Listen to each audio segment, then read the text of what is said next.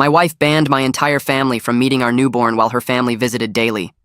Her own sister revealed the real reason. Our daughter was born 3 weeks ago, and my wife Jessica has refused to let any of my family meet her. Not my parents who live 20 minutes away, not my sister who flew in from across the country, not even my grandmother who's 92 and might not have many chances left. Jessica's family has been over every single day. Her mother practically lives in our nursery. Her father has taken 500 photos. Her siblings come and go like they own the place. But when my mother calls asking when she can meet her first grandchild, Jessica starts crying about boundaries and safety and needing space. The excuses keep changing. First, it was because of germs and the baby's immune system, but her family members were coming straight from their jobs at a daycare, a hospital, and a gym. Then it was about overwhelming the baby, but her family threw a party in our living room when the baby was 5 days old with 15 people. Then it was about establishing routines, but her mother rearranges our entire schedule whenever she visits. My mother offered to wear a mask, wash her hands, stay outside and look through the window, anything just to see the baby once. Jessica said that was creepy and obsessive. When my mom sent a gift, Jessica returned it, saying we didn't have room for more stuff, while her mother had filled the nursery with things we didn't need or want. I tried talking to Jessica about fairness, and she said life wasn't fair, and I needed to respect her as a mother. She said she'd gone through labor, so she got to make the rules about who saw the baby. When I pointed out I was the father, she said I didn't understand the bond between a mother and child, and I was being controlling. Her mother backed her up, saying new mothers needed support, not arguments, looking at me like I was some kind of abuser for wanting my family to meet my daughter. My sister had planned her entire visit around meeting the baby. She'd taken time off work, bought a plane ticket, booked a hotel to not impose on us. Jessica knew this for months. When my sister arrived, Jessica suddenly developed anxiety about visitors and said she couldn't handle anyone outside her immediate support system, which apparently only included her blood relatives. My sister sat in her hotel room for 4 days, waiting for permission to meet her niece before flying home, heartbroken. Jessica posted on social media about how hard motherhood was, while her friends commented that she was doing amazing.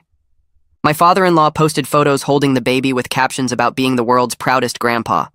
When my dad commented, asking when he could meet her, Jessica deleted his comment and blocked him. She told me he was being aggressive and boundary crossing on her posts. The breaking point came when my grandmother called from the hospital. She'd had a fall and was being admitted for surgery. She asked if she could see a photo of the baby before her operation, just in case. Jessica heard me on the phone and started screaming that I was emotionally manipulating her by using my grandmother's health. She grabbed my phone and told my grandmother that she was toxic for guilt-tripping a new mother and hung up. My grandmother was so confused, she thought she'd done something terrible. That's when Jessica's sister Amy pulled me aside. She'd been watching everything unfold and couldn't stay quiet anymore. She told me the real reason Jessica was keeping my family away. Before we got married, Jessica had been engaged to someone else named Christopher. His mother had been very involved in wedding planning, and Jessica had hated it. When they broke up, Jessica swore she'd never let another mother-in-law near any future children she had. She'd been planning this since she got pregnant, telling her family she was going to establish dominance early and make sure my mother knew her place, which was nowhere near the baby. Amy said Jessica had a whole strategy about making my family beg and grovel, then still saying no to break their spirits. She wanted them to give up trying, so she'd never have to deal with them. Amy showed me text messages where Jessica bragged about making my sister waste money on a trip for nothing, saying it would teach her not to assume she had the right to the baby. Amy also showed me Jessica's group chat with her friends, where she was laughing about my grandmother in the hospital, calling her dramatic and saying old people always used health scares for attention. She'd written that she hoped my grandmother would pass before the baby was old enough to remember, so she wouldn't have to deal with visits. I confronted Jessica with the messages, and she tried to grab Amy's phone to delete them. Amy had already sent them to me. Jessica screamed that Amy was jealous and a traitor to their sisterhood. She said I was choosing my family over her and the baby. I said I was choosing not to let her abuse my family anymore. I took the baby to meet my parents that day. Jessica called the police saying I'd kidnapped our daughter. The officers asked if I was the father. I said yes. They said I had equal rights to take the baby places and left. Jessica's mother showed up at my parents' house demanding I return the baby immediately. She stood on the porch screaming my name, demanding I hand over her granddaughter immediately. My father held his phone steady, recording every word while my mother stayed inside with the baby pressed against her shoulder. I stood behind the screen door and explained as calmly as I could that I was the father and had every right to bring my daughter here. Jessica's mother's face turned red as she yelled that I was a kidnapper, that I'd stolen the baby, that Jessica was at home having a panic attack because of what I'd done. My father kept filming, not saying a word, just documenting everything. She threatened to call her lawyer right then and there, said she'd make sure I never saw my daughter again, that Jessica would get full custody, and I'd be lucky to get supervised visits once a month. My father zoomed in on her face as she made the threat, getting every word clearly on video. After 20 minutes of screaming, she finally got back in her car and peeled out of the driveway, nearly hitting the mailbox on her way out. My parents and I stood there in silence for a moment before my mother asked if I was okay. I wasn't sure how to answer that question. I drove home 3 hours later knowing I needed to sit down with Jessica and have a real conversation about our marriage, about what was happening, about whether we could fix this. When I pulled into our driveway, every light in the house was on, and I could see shadows moving past the windows. I walked through the front door and found Jessica's entire family in our living room. Her father stood up first and started yelling before I even closed the door behind me.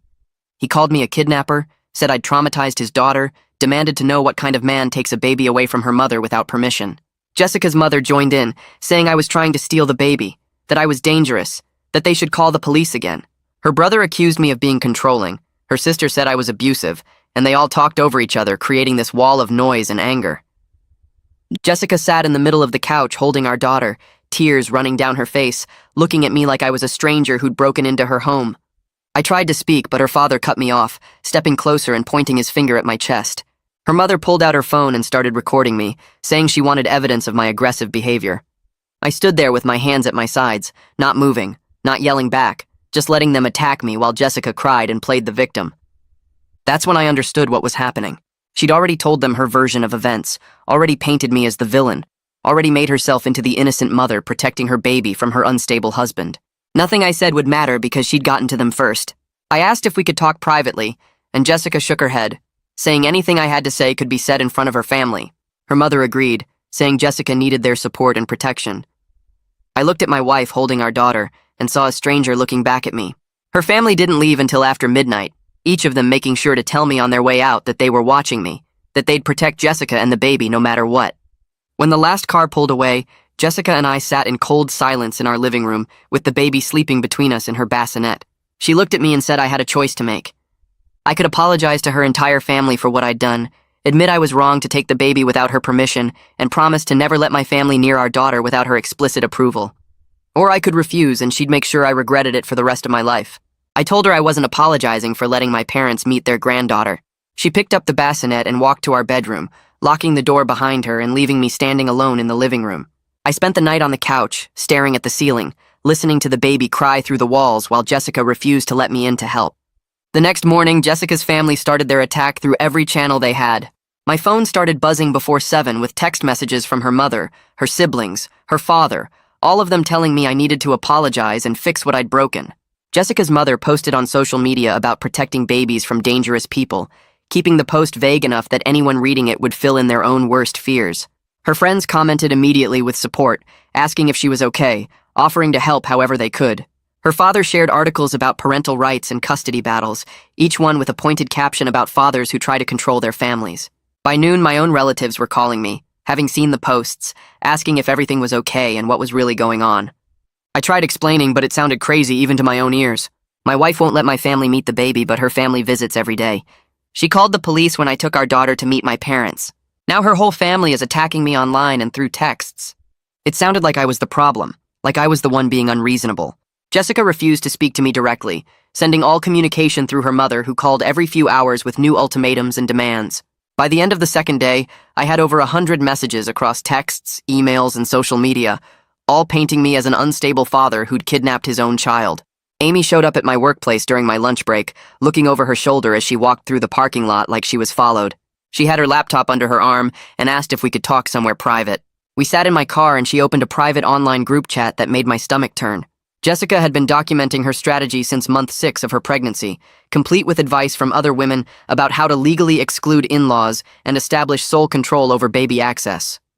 The messages went back months, showing Jessica researching parental rights laws in our state, asking questions about how to build a case for me being unstable, celebrating each time she successfully kept my family away during doctor appointments and hospital visits. One woman told Jessica to start documenting everything I did wrong, even small things, to build a pattern of concerning behavior. Another suggested Jessica talk to a lawyer before the baby was born to understand her rights. Jessica had responded to that one saying she'd already consulted with someone and knew exactly what she needed to do. Amy scrolled through message after message showing Jessica's calculated plan to control access to our daughter.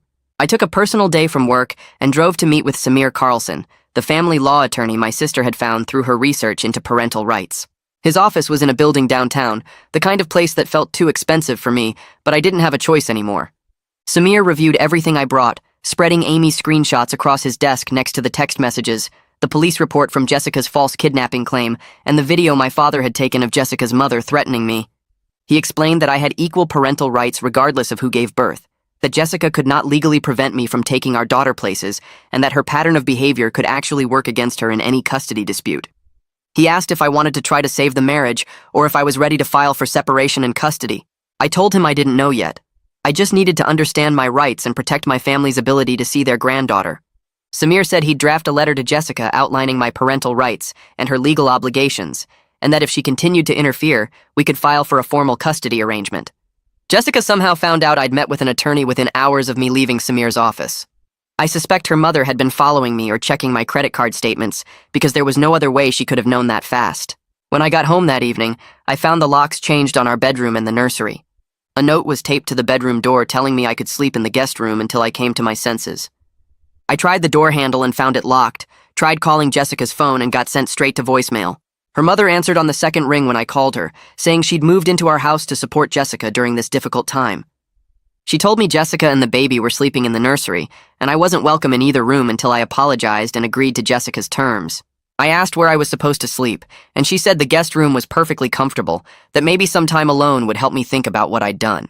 When I checked our bank accounts that night, I found Jessica had changed all the passwords and moved most of our money into accounts with only her name. My mother reached out to a professional mediator she'd found through our church, hoping we could resolve this before it became a full legal battle. Surprisingly, Jessica agreed to meet as long as her mother could attend. The mediation session happened at a neutral office in a building near the courthouse.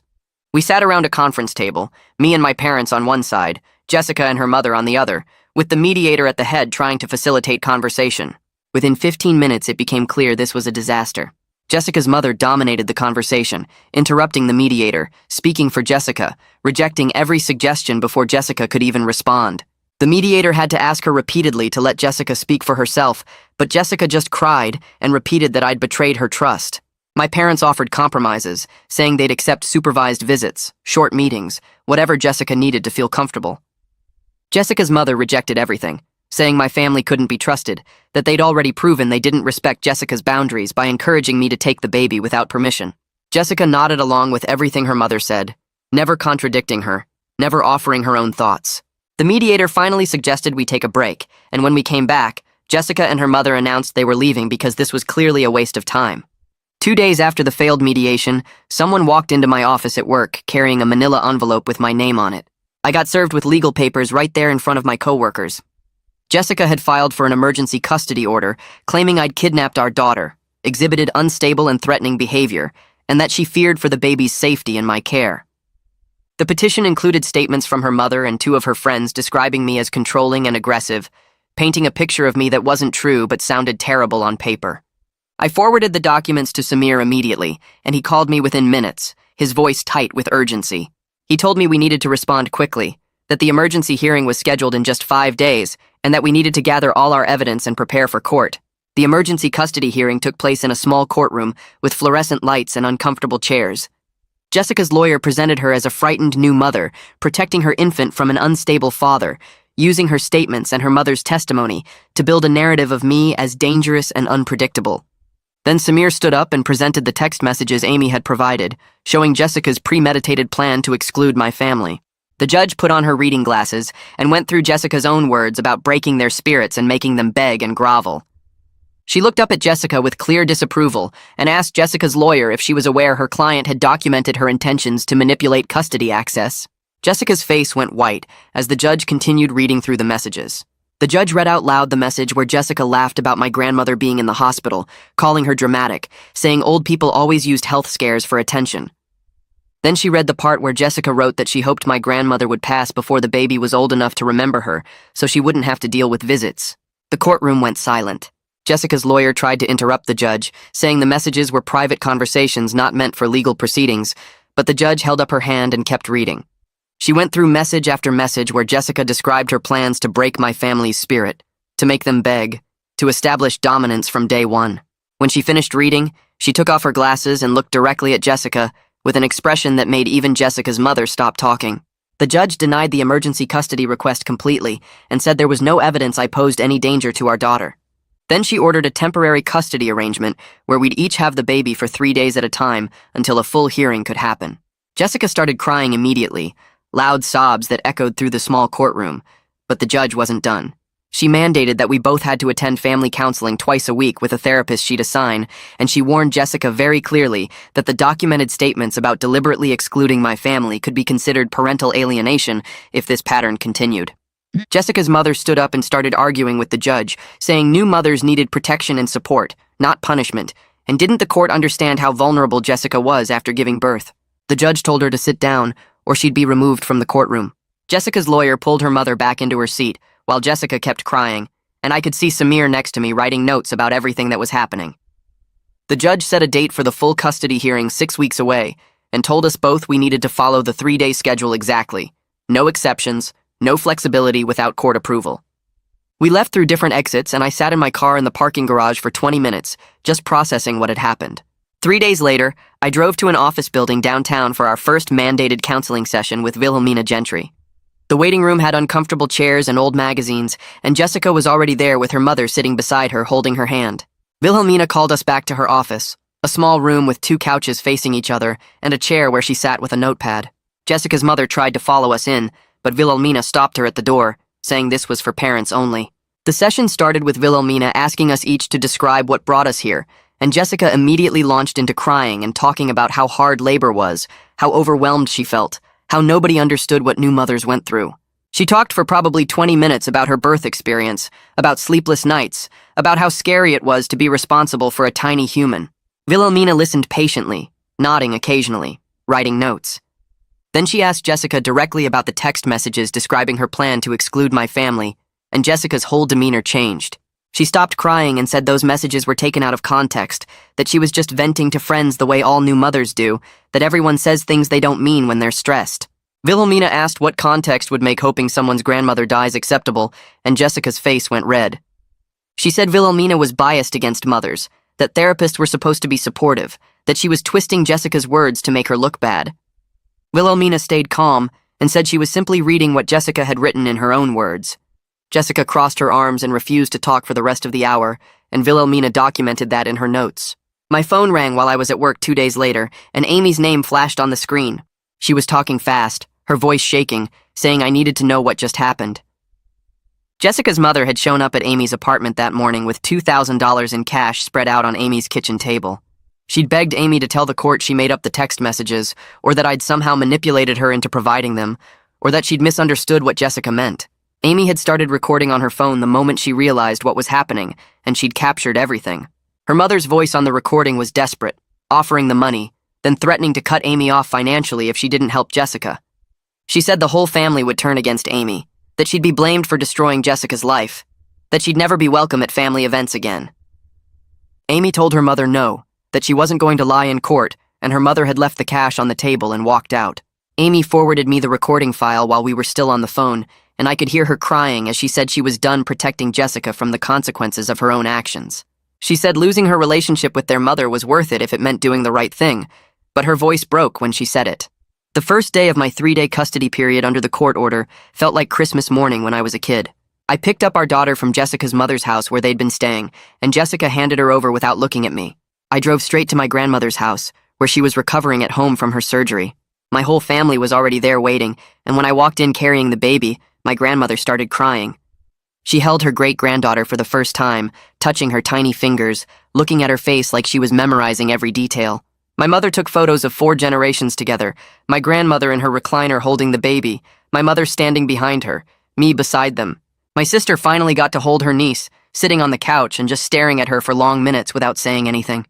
My father sat quietly in his chair with the baby sleeping on his chest, and I watched his face relax in a way I hadn't seen in weeks. Nobody tried to do too much or overwhelm the baby.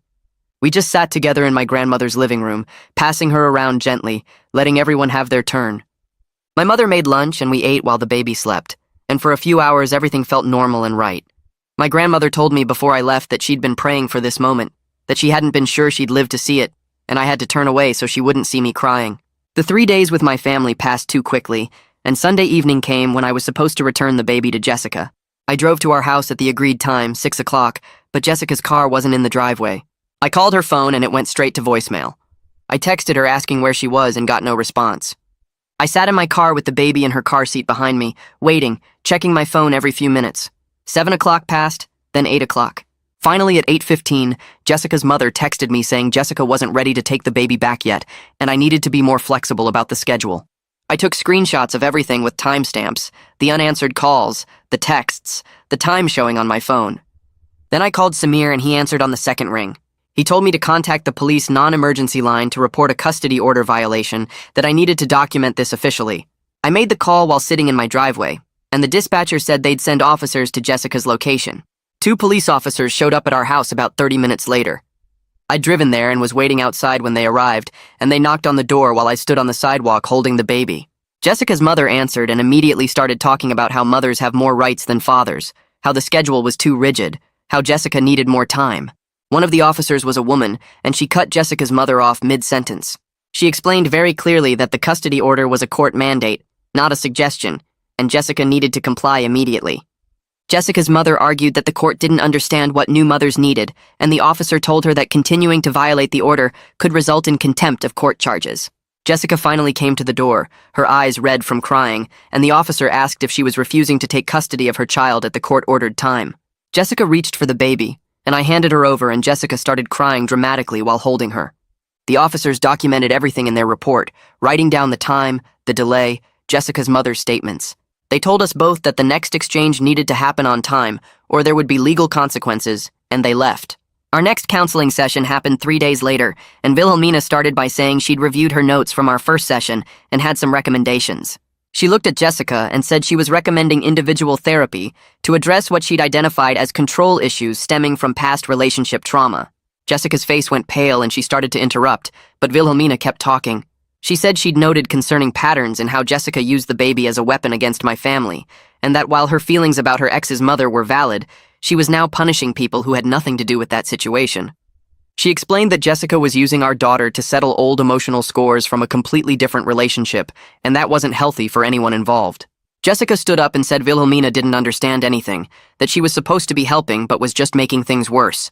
Wilhelmina stayed calm and said she was trying to help Jessica see the patterns in her behavior before they damaged her relationship with her daughter permanently. Jessica grabbed her purse and walked out of the session halfway through, leaving me sitting there alone with Wilhelmina.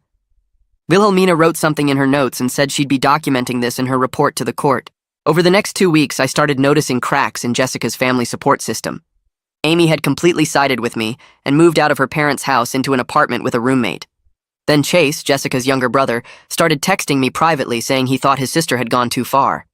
He said he'd tried talking to Jessica about compromise, and she'd screamed at him that he was betraying her, that everyone was against her, that she was the victim in all this. Chase told me their father was getting tired of the drama and just wanted Jessica to work out a reasonable custody arrangement so the family could move on. Jessica's mother was becoming increasingly isolated in her support of Jessica's extreme position. Even some of Jessica's friends had stopped commenting on her social media posts, and the ones who did comment were suggesting she consider therapy or mediation. Chase sent me screenshots of the family group chat, where their father had written that Jessica needed to accept reality and stop fighting a battle she'd already lost. Jessica had responded by leaving the group chat entirely. My phone buzzed with a text from Jessica, asking if we could meet alone. No lawyers, no family. We agreed to meet in a parking lot near our house, neutral territory where neither of us would feel ambushed. I got there first and sat in my car waiting, and when she pulled up beside me, she looked exhausted.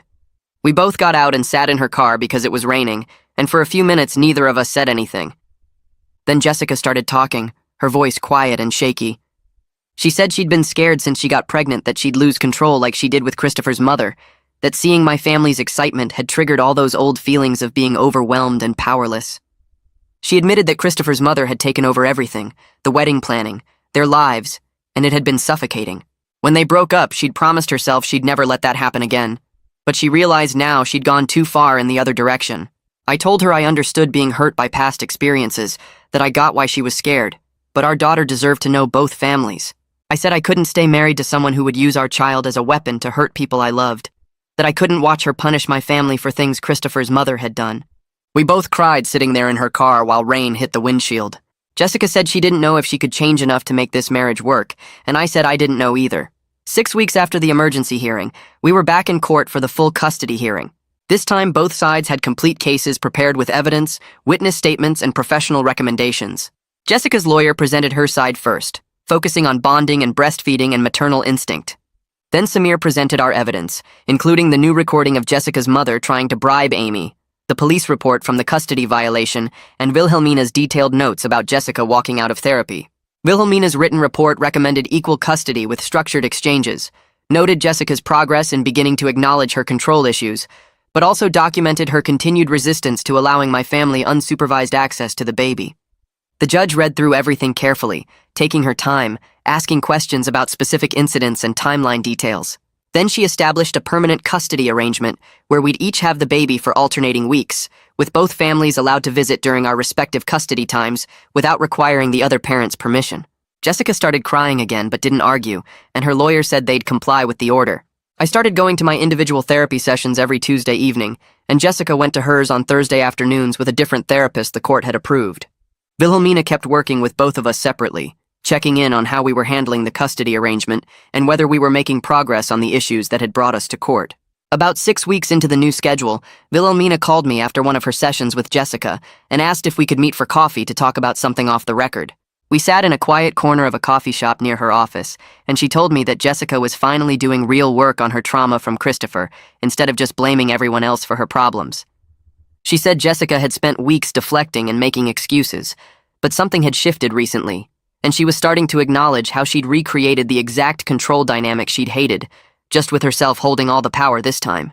Wilhelmina couldn't share specific details because of confidentiality, but she wanted me to know that Jessica was making genuine progress and might actually be capable of being a good co-parent eventually. I thanked her for telling me, even though it didn't change the fact that our marriage was probably over. 3 days later, Jessica called me during her custody week around 8 in the evening. I almost didn't answer because we usually only texted about pickup times and baby supplies, but something made me pick up. Her voice sounded different, quieter, and less defensive than I'd heard in months. She apologized for everything, really apologized without making excuses or blaming other people, and said her therapist was helping her see how she'd used our daughter as a weapon to hurt my family because she was scared of losing control again. She told me about Christopher's mother taking over their wedding planning, choosing everything from flowers to the menu to the guest list without asking what Jessica wanted. She said it had felt like drowning, like she was just a prop in someone else's event, and when the engagement ended, she'd promised herself she'd never feel that powerless again. But then she got pregnant and saw my mother's excitement, and it triggered all those old feelings, and instead of talking to me about it, she'd built this whole strategy to make sure my family knew they had no power over our baby. She said she understood now that she'd gone too far in the other direction, that she'd become the controlling person she'd hated, and she was sorry for what she'd done to my grandmother and my sister and my parents. It didn't fix our marriage, and we both knew that, but it was the first time she'd taken real responsibility for her actions, instead of justifying them. 2 weeks later, both families sat down together in Wilhelmina's office for a mediation session to establish clear boundaries and a visitation schedule now that the custody arrangement was permanent. Jessica's mother showed up looking tense and unhappy, and my parents came in looking cautious but hopeful. Wilhelmina started by explaining that we needed to create rules that worked for everyone and that both sides would need to compromise. Jessica's mother immediately said she should be able to visit whenever she wanted during Jessica's custody weeks because she was the maternal grandmother and had a special bond with the baby. Wilhelmina gently redirected her and said that's exactly the kind of thinking that had caused problems, that both grandparents had equal importance in the baby's life.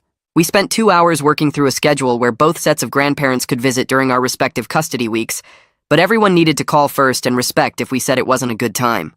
Jessica's mother struggled the most with accepting limits, arguing that she'd been there from day one and shouldn't be treated the same as my parents who'd been excluded. But Jessica actually backed up the boundaries we were setting, telling her mother she could visit during Jessica's weeks, but needed to call ahead and couldn't just show up anymore. My parents agreed to the same rules without argument, and we created a shared calendar on our phones so everyone knew the schedule and there wouldn't be confusion about who had the baby when. During my custody weeks, my family settled into a comfortable routine where my parents came over for dinner twice a week, usually Tuesday and Friday evenings. My sister started video calling from across the country every Sunday morning to see the baby and talk to me about how things were going. My grandmother visited every Sunday afternoon, sitting in my living room holding her great-granddaughter and telling stories about when my father was young. The baby was thriving with regular time with both families, and I could see her starting to recognize different people and respond to familiar faces. She'd smile when my mother picked her up and reach for my father's glasses, and she'd gotten used to my grandmother's soft voice during those Sunday visits. My mother told me one evening while we were cleaning up after dinner that she was grateful we'd fought for this, even though it had cost us our marriage. Because our daughter would grow up knowing she was loved by everyone, not just one side of her family. 6 months after that terrible day when I'd first taken the baby to meet my parents, I was living in my own apartment about 15 minutes from our old house. Jessica and I had worked out a functional co-parenting relationship that was better than our marriage had been toward the end, probably because we weren't trying to be married anymore and could just focus on raising our daughter. We exchanged the baby every Sunday evening at 6, meeting in the parking lot of a park halfway between our places. The handoffs were usually quick and drama-free, just updates about the baby's schedule and any supplies that needed to be restocked. Both families had regular access during our respective weeks, and nobody needed permission from the other parent anymore because the court order had settled that question permanently. Jessica had even apologized to my grandmother directly, calling her one afternoon and telling her she was sorry for the cruel things she'd said when my grandmother was in the hospital. My grandmother had cried and forgiven her immediately because that's the kind of person she was. Our daughter would grow up in 2 households instead of 1, spending half her time with me and my family and half with Jessica and hers. It wasn't the life I'd imagined when we'd gotten married and planned to have children together, but she'd know both her families loved her and wanted to be part of her life. Sometimes that's the best outcome you can hope for when adults make mistakes that can't be undone, when the damage to a marriage is too deep to repair, but you can still build something functional for your child. I was sad our marriage hadn't survived, sad that my daughter would grow up going back and forth between 2 homes instead of having both her parents together.